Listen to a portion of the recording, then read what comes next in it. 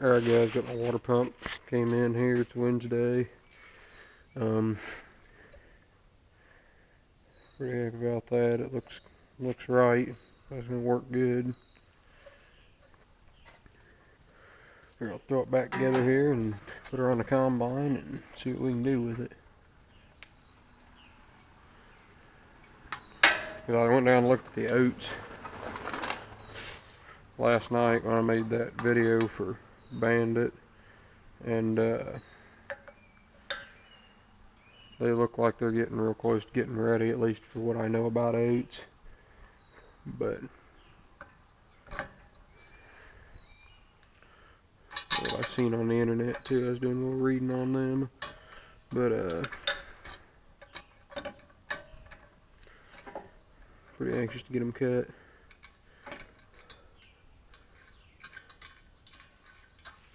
It's kind of weird. They got plastic spacers in there, which is pretty weird for 1964, and this machine is built. Didn't even think they knew what plastic was back then.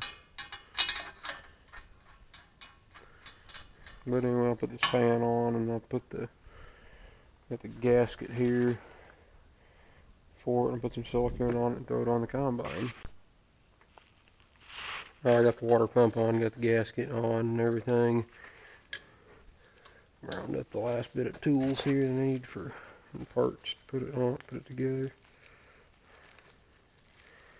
I was rather impressed they actually sent all the gaskets with it. Got a little bit of wheat run over there.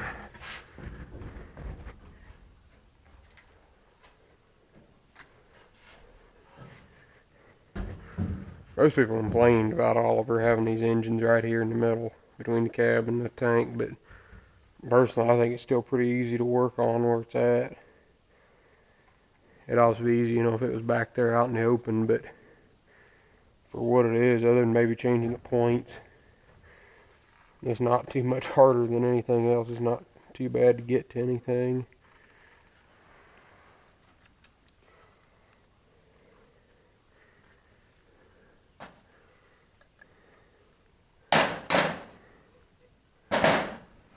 Had to buy a foot of hose. I really only needed about 2 inches or 1.5 inches, but that's the way it goes.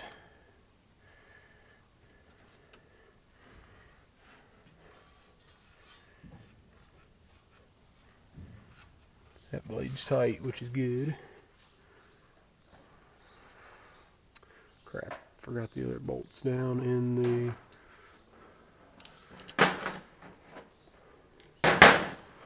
other water pump. I'll be back here in a minute. Alright, I had to do a little bit of a modification. They, when I had to do this on the pump too, they pressed the pulley on, mounting hub on the pulley just a little bit farther on the shaft than the old one. And so the pulley sits too close to the water pump, and this I had to grind that down just a little bit to get it to fit on there. But anyway, use the guaranteed stop leak here. All silicone, all paper gasket. Well, I silicone just about every gasket on these old rough casting like this. This stuff in the best shape, this casting. So I'll silicone it, and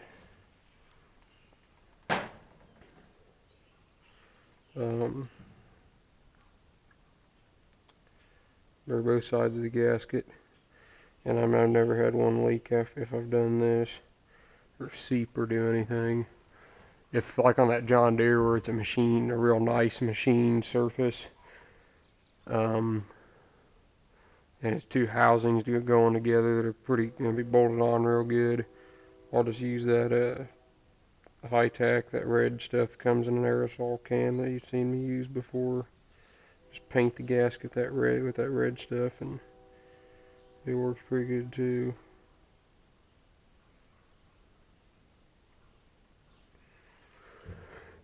I like that stuff on like engine front covers and everything, because if for some reason you got to take the cover back off or move it a little bit after you just put it on. It's not near as messy. And it won't typically tear the gasket if it's dried. This stuff, if it's done right, if you use the Scotch-Brite pad on the die grinder to polish something up, which I don't have the die grinder with me today, but if you use the Scotch-Brite pad, because it roughs the surface just a little bit, but it makes an excellent surface to stick gaskets to. And then on both sides, put this black RTV on each side of the gasket. If you unbolt something, it'll pull the gasket right in half every time. It won't break loose in the metal, and to me, that's what you want, because that means it's sealed up good.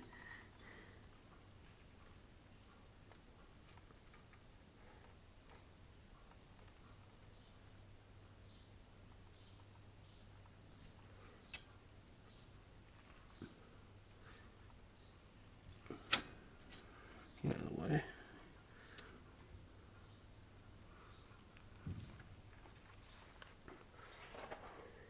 Got that little short hose there. Now you also got to watch on stuff like this if you need to silicone the threads or not. These you don't, but sometimes the bolts run right into the water jacket, so you got to silicone the threads, keep them from seeping a little bit.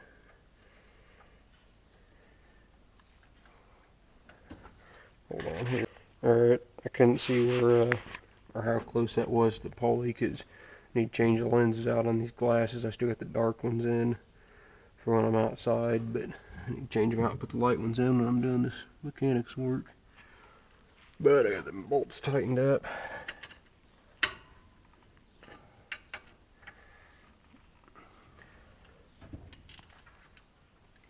I'll tighten these two clamps up here and put that hose on, and I'll be ready for some antifreeze. So I got to run an air. I'll let it warm up and let it open the thermostat and make sure no air pockets. It's a little wet here because it spilled some antifreeze. But no huge leaks that I can see, and I doubt it will leak because that silicone and had all the fittings cleaned up good and whatnot.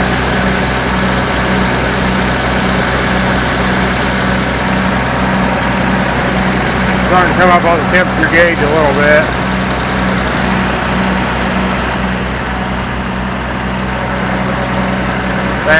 There's a straw we baled last Saturday. Just baled just one rack load for ourselves. We're going to bale some for another person, but that kind of fell through. We just decided to heck with it. That'll take us about 2 years to get through that, so I ain't too worried about it.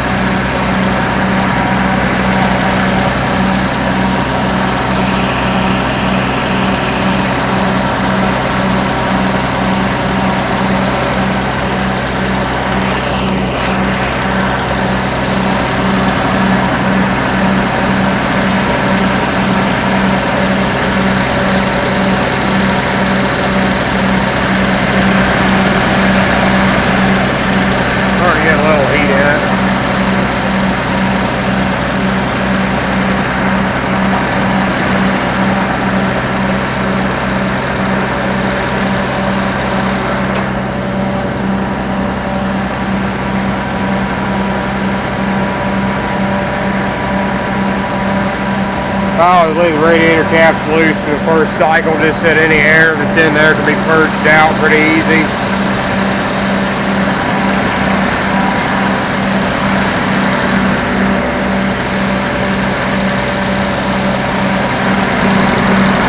That cylinder is hot.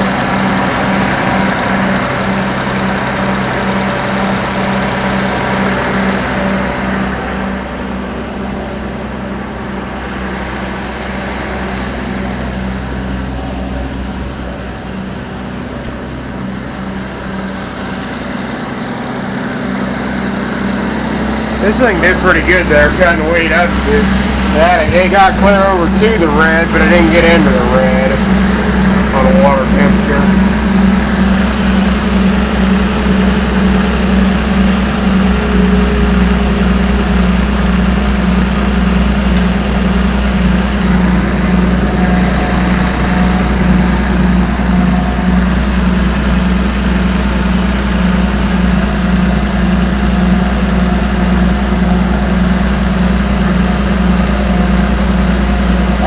gauges are all dirty. I like them to be nice and wiped off. And I was surprised, this thing even, I don't know what PSI that is, but you know, it still stayed there in the M, right there where when I was working it hard and it was hot and everything else, so I was rather impressed. And you idle it down, it didn't get really past the O even, and then once it cooled off, it was right back up higher oil pressure. It was good. I always like to have some good oil pressure and good oil flow.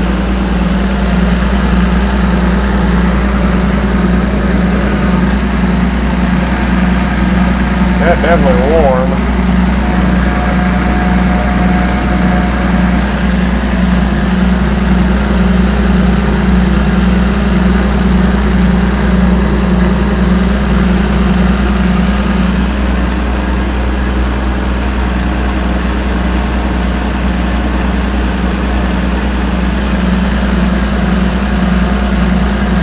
I got to switch over to Oats now, and I think this changes. I don't know if they change in the sieves, and then just change the fan speed, because oats are a lot lighter weight than wheat. They're almost half the weight per bushel.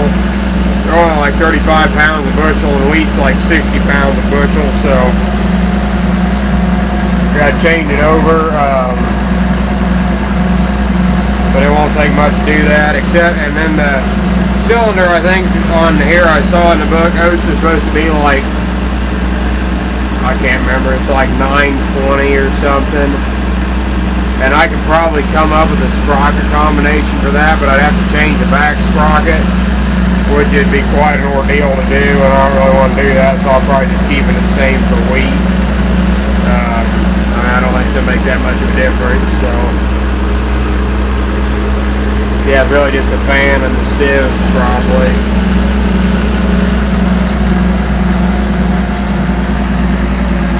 Alright, I think that's good. That's about the warm it's going to get sitting here idling.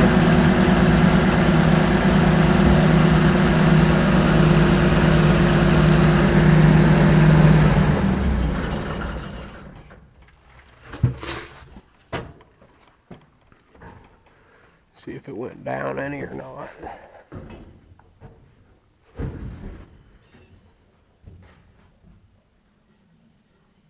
There, you can hear the water kind of bubbling around in there.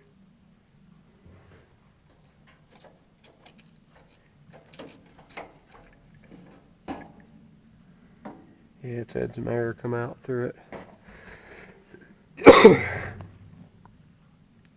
Well, there's the water pump back on the combine now, so I'll probably do it here. We'll see if it stops raining. We'll get some oats cut. Hopefully this weekend I can cut some oats. So anyway, thanks for watching.